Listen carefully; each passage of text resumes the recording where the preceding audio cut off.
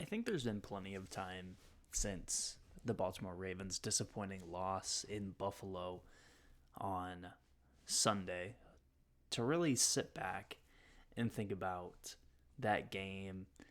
There's a lot of blame being tossed around to either Lamar Jackson, to Mark Andrews for fumbling, for not catching up 2 point conversion. Look, but in every single statistical category, Baltimore almost dominated. In the passing game, they had twice as many yards. In the running game, they had more yards on less carries. They were better on third down. They were, everything besides actually sacking the quarterback, which is an issue. They only had one sack in the game for a net loss of 1 yard. And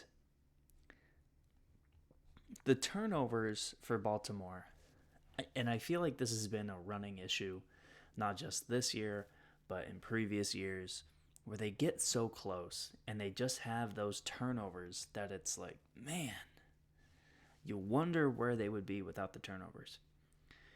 And that's where I just kind of sit back and I some of this has to be on the quarterback.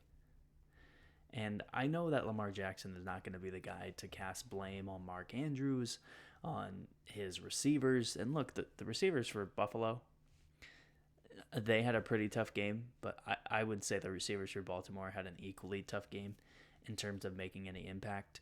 It was pretty much Shakir for Buffalo and Bateman for Baltimore. Other than that, you don't have much going on in the passing game for either team. And while in the moment, these two turnovers, the interception in the first quarter and the fumble in the second quarter, while they don't kill the Baltimore Ravens in the moment, you look at it, the interception is the second drive of the game after the first drive where Baltimore pretty much just went down and ran into the end zone, no issues. And then the fumble happens on the Buffalo 28-yard line. Lamar he just drops the ball. It reminded me a lot of when Jalen Hurts fumbled against the Chiefs in the Super Bowl a couple of years ago, where it just looked like he dropped the ball.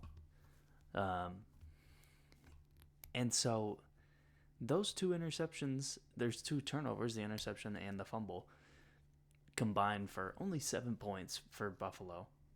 But you wonder if that could have been 14 points for Baltimore.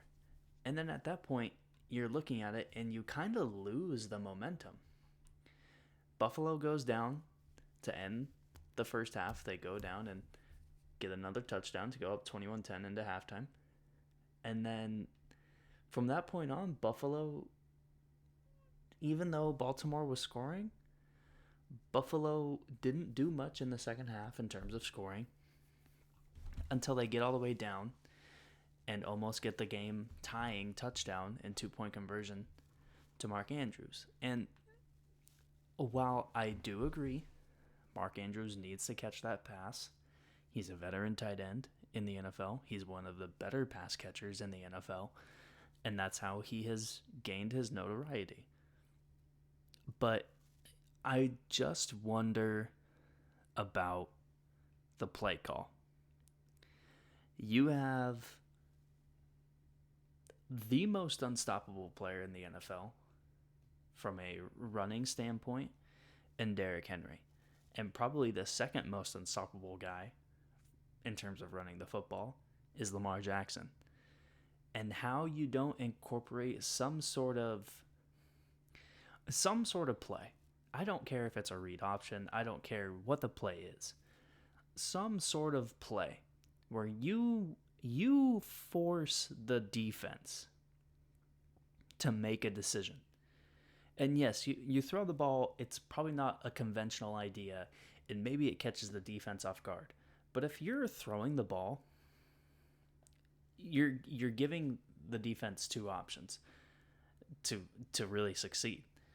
The defense can hope for a drop like they got, or the defense can play good coverage. And the defense didn't play great coverage, but they still got away with it because Mark Andrews dropped the ball.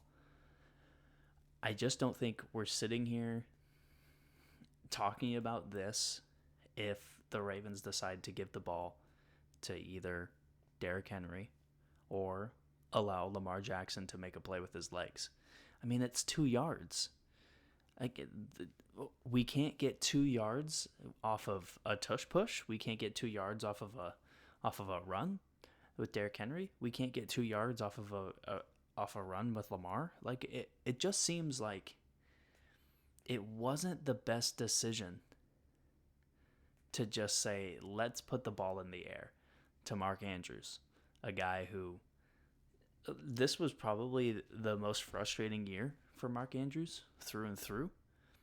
And this is how it ends, is a frustrating drop to end the season. All in all, like, this was a pretty big team effort in terms of a disappointment. And this is just a consistent story for the Baltimore Ravens year after year, is you look at the entire team and you wonder, if they just could have done that one thing better. If Lamar just doesn't throw that interception in the first quarter, if he doesn't have that fumble in the second quarter, if Mark Andrews doesn't have that fumble in the third quarter, and if he catches that 2-point conversion to end the game, it's just those little plays where it separates the Ravens from the Chiefs or the Bengals when they're consistently in it, or even the Bills at this point. I mean, the Bills are proving year in and year out that they're the team that's going to make those little plays, and they're going to get those little bounces of luck that go their way and help them win games to possibly get to a Super Bowl. One thing that Baltimore definitely had going against them going into this game is no Zay Flowers. And I wonder about going into next year if there's a more concentrated effort to get another receiver, A, opposite of Zay Flowers, but B, a guy that is a guy, regardless of Zay Flowers being there or not. And so, but this loss is going to sting for a little bit.